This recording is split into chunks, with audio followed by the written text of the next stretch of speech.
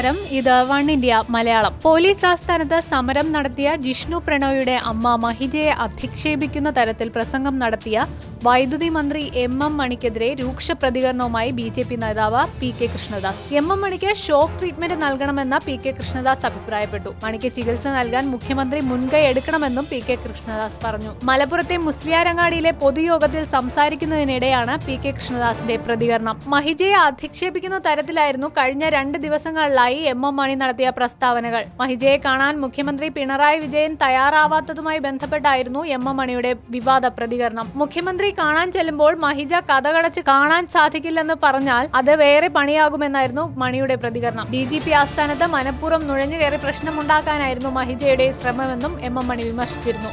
മഹിജ മറ്റാരുടെയോ കൈകളിൽ കളിക്കുകയാണ്. അവർ UDF-ന്റെയും BJP-യുടെയും കയ്യിലാണ്. പോലീസിനെ ന്യായീകരിച്ച മന്ത്രി ഇനിയും സമരം ചെയ്താൽ ഇനിയും അറസ്റ്റ് ചെയ്യുമെന്നും പറയുകയുണ്ടായി. കൂടുതൽ വാർത്തകൾക്കായി സബ്സ്ക്രൈബ് ചെയ്യുക വൺ ഇന്ത്യ മലയാളം.